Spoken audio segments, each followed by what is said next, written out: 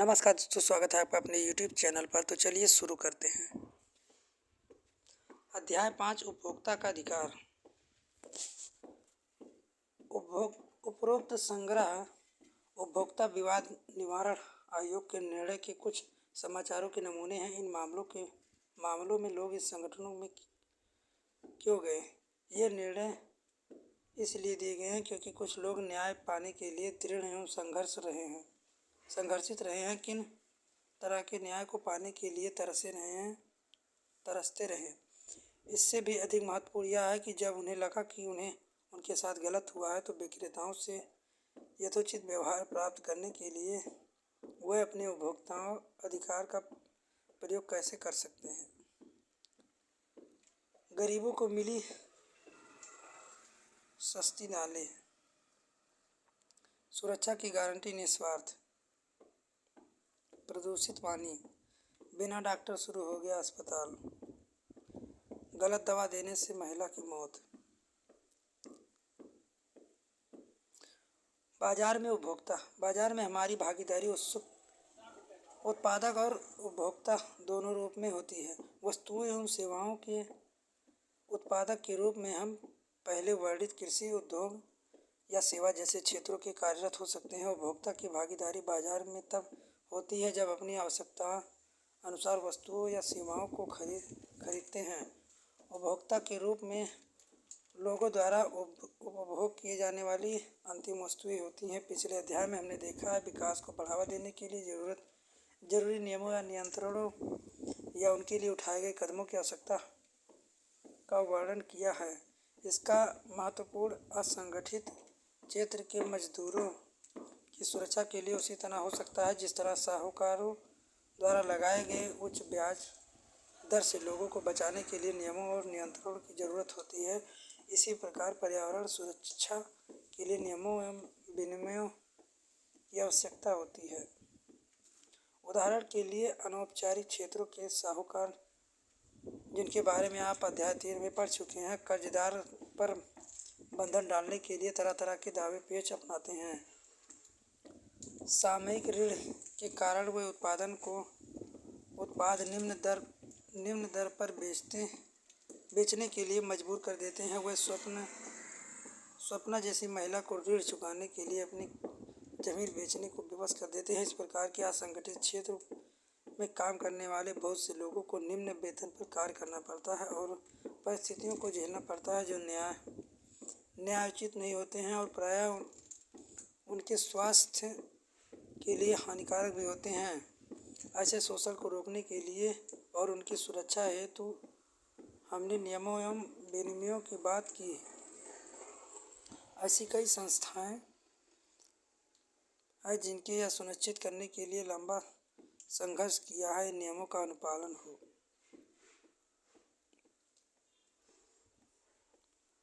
बाजार में शोषण के कई रूप होता है। उदाहरण के लिए कभी कभी व्यापारी अनुचित व्यापार करने लग जाते हैं। जैसे दुकानदार उचित वजन से कम वजन तौलते हैं। व्यापारी उन शुल्कों को जोड़ देते हैं जिनका वर्णन पहले न किया गया हो।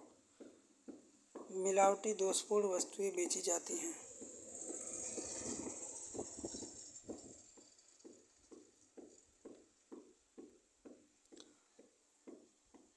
आओ इन पर विचार करें। उपभोक्ता आंदोलन का प्रारंभ उपभोक्ता के असंतोष के कारण हुआ है, क्योंकि विक्रेता कई बार अनुचित व्यवहारों में शामिल होते हैं। बाजार में उपभोक्ता को शोषण से बचाने के लिए कई कानूनी व्यवस्था उपलब्ध नहीं थी। लंबे समय तक जब उपभोक्ता एक विशेष ब्रांड उत्पाद या दुकान से संतुष्ट नहीं होता था तो सामान्यतः वह उस ब्रांड उत्पादन को खरीदना बंद कर देता था, उस दुकान की खरीदारी करना बंद कर देता था। यह मान लिया जाता था कि यह उपभोक्ता की जिम्मेदारी है कि वह वस्तुओं की सेवा को खरीदते वक्त सावधानी बरते।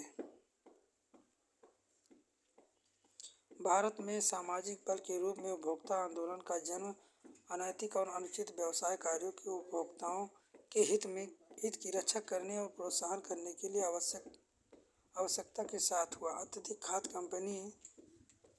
अत्यधिक खाद्य कमी, जमाखोरी, काला बाजारी, खाद्य पदार्थों एवं खाद्य तेल के मिलावट की वजह से 1960 के दशक में व्यवस्थित रूप से उपभोक्ता आंदोलन का उदय हुआ। 1970 के दशक तक उपभोक्ता संस्थाएं बृहत स्तर पर उपभोक्ता अधिकार से संबंधित आलेखों के लेखन और प्रदर्शनी का आयोजन का कार्य करने लगी। उन्हें सड़क, यात्री परिवहन, अत्यधिक भीड़भाड़ और राशन दुकानों में होने वाली अनुचित कार्यों पर नजर रखने के लिए उपभोक्ता दल बनाया। हाल ही में भारत में उपभोक्ता दलों की संख्या में भारी वृद्धि हुई है। उपभोक्ता इंटरनेशनल 1985 में संयुक्त राष्ट्र ने उपभोक्ता सुरक्षा के लिए संयुक्त राष्ट्र दिशा निर्देशों को अपनाया। यह उपभोक्ताओं की सुरक्षा के लिए उपयुक्त तरीकों को अपनाने के लिए राष्ट्रों के लिए ऐसा करने के लिए अपनी सरकारों को मजबूर करने हेतु उपभोक्ता की वकालत करने वाले समूहों के लिए एक हथियार था। अंतर्राष्ट्रीय स्तर पर यह उपभोक्ता आंदोलन का आधार बना। आज उपभोक्ता इंटरनेशनल 100 से भी अधिक देशों में 200 संस्थाओं पर एक संरक्षक संस्था बन गया है। इन सभी प्रयासों के परिणामस्वरूप यह आंदोलन बृहत स्तर पर उपभोक्ताओं के हित के खिलाफ अनुचित व्यवसाय शैली सुधारने के लिए व्यावसायिक कंपनियों और सरकार दोनों पर दबाव डालने में सफल हुआ। 1986 में भारत सरकार द्वारा एक बड़ा कदम उठाया गया। यह उपभोक्ता सुरक्षा अधिनियम 1986 कानून का बनना था, जो के नाम से प्रसिद्ध है, के बारे में आगे पढ़ेंगे। आओ इन पर विचार करें। उपभोक्ता का अधिकार, सुरक्षा सबका अधिकार।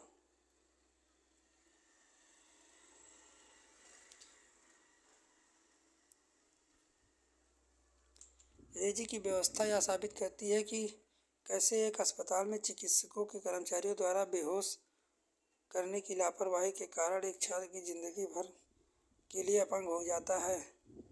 हम एक उपभोक्ता के रूप में बहुत सी वस्तुओं और सेवाओं का उपयोग करते हैं। हमें वस्तुओं की बाजीकरण और सेवाओं की प्राप्ति के खिलाफ सुरक्षित रहने के लिए अधिकार होता है, क्योंकि ये जीवन और संपत्ति के लिए खतरनाक होते हैं। उत्पादकों के लिए आवश्यक है कि वे सुरक्षा विनियमों का पालन करें। ऐसी वस्तुएं सेवाएं जिन्हें हम खरीदते हैं, सुरक्षा की दृष्टि से खास सावधानी की जरूरत होती है। उदाहरण के लिए प्रेशर कुकर में एक सेफ्टी वाल्व होता है, जो यदि खराब हो जाए तो भयंकर दुर्घटना का कारण हो सकता है। सेफ्टी वाल्व के निर्माता को इसकी उच्च गुणवत्ता सुनिश्चित करनी चाहिए। आपको सार्वजनिक या सरकारी कार्यवाहियों को देखते हुए सुनिश्चित करना होगा गुणवत्ता का पालन किया गया है या नहीं।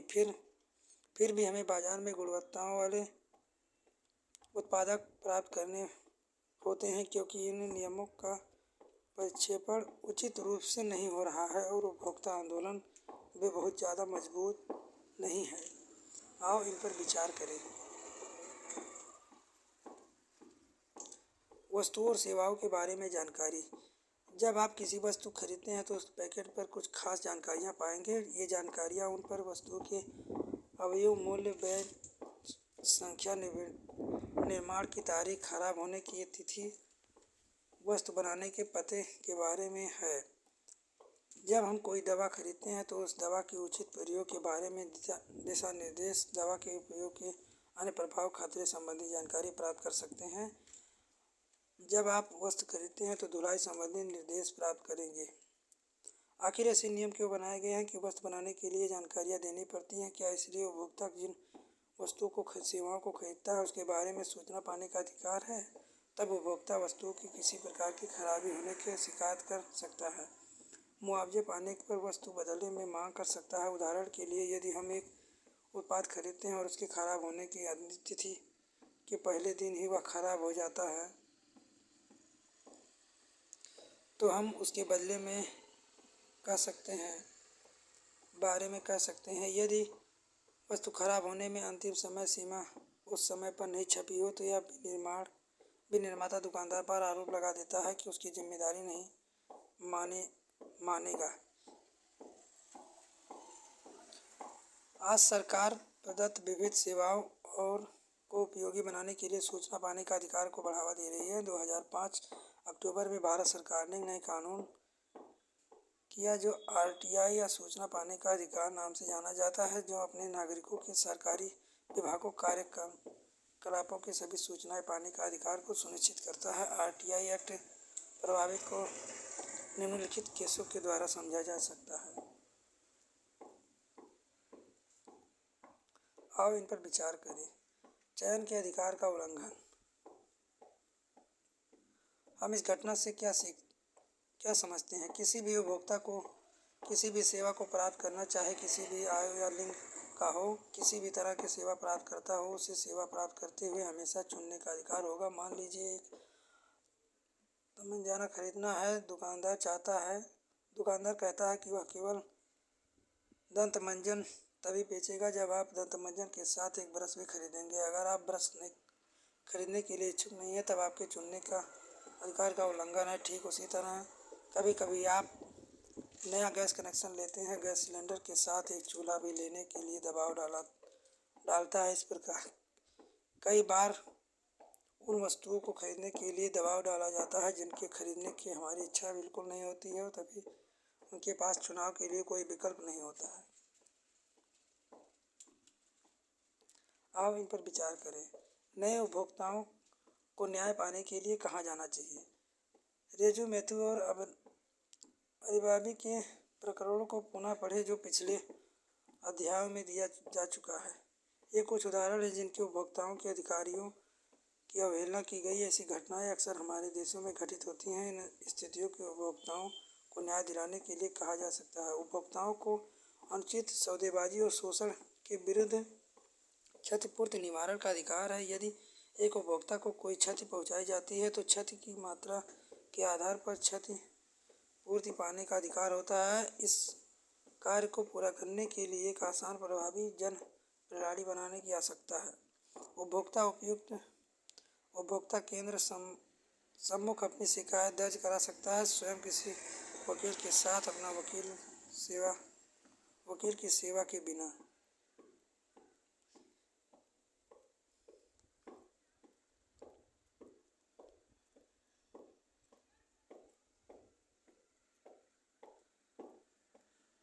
भारत में उपभोक्ता आंदोलन के विभिन्न संगठनों के निर्माण में पहल की है, जिसने सामान्यतः उपभोक्ताओं के आंदोलन अदालत या उपभोक्ता संरक्षण परिषद के नाम से जाना जाता है। उपभोक्ता आयोग विवाद निवारण का मार्गदर्शन करती है। कैसे उपभोक्ता अदालत में मुकदमा दर्ज कराएं?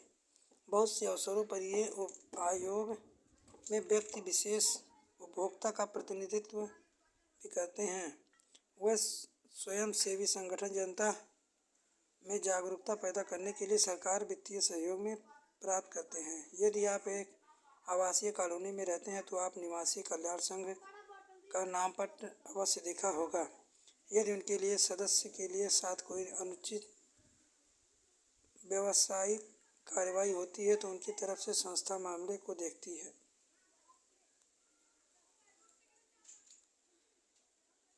इस प्रकार अधिनियम में उपभोक्ता के रूप में उपभोक्ता न्यायालय प्रतिनिधित्व का अधिकार देकर हमें समर्थ बनाता है। आओ इन पर विचार करें। जागरूकता उपभोक्ता बनाने के लिए आवश्यक बातें। जब हम विभिन्न वस्तुओं सेवाएं खरीदते हैं उपभोक्ता के रूप में अपने अधिकारों के प्रति सचेत होते हैं, तब हम अच्छे और बुरे फर्क करने के श्रेष्ठ चुनाव करने में सक्षम होंगे।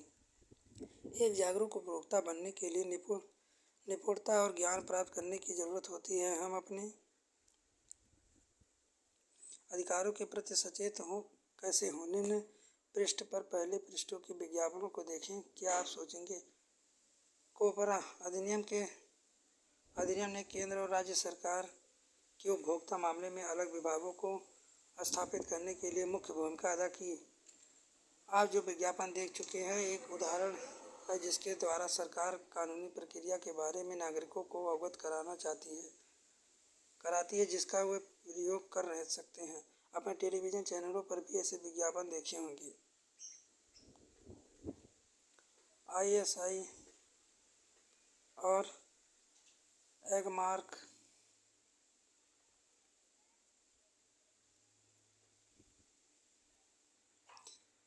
आओ इन पर विचार करें। उपभोक्ता आंदोलन को आगे बढ़ाने के संबंध में 24 दिसंबर को भारत राष्ट्रीय उपभोक्ता दिवस के रूप में मनाया जा रहा है। 1986 इसी दिन भारतीय संसद में उपभोक्ता संरक्षण अधिनियम पारित किया गया। भारत के उन देशों में से एक है जहाँ उपभोक्ता अधिनियम समस्या के निवारण के लिए विशिष्ट न्यायालय है। भारत में उपभोक्ता आंदोलन ने संगठित समूहों की संख्या और उसकी कार्यविधियों के मामले में कुछ तरक्की की। आज देश के 2000 से अधिक उपभोक्ता संगठन हैं, जिनमें से केवल 50 से 60 ही ऐसे कार्यों के लिए पूर्ण संगठित और मान्यता प्राप्त है। फिर भी उपभोक्ता निवारण प्रक्रिया जटिल और खर्चीली और समय साध्य साबित हो रही है। कई बार उपभोक्ता को वकीलों का सहारा लेना पड़ता है। ये मुकदमे आयोग की कार्रवाई में शामिल होने और आगे बढ़ाने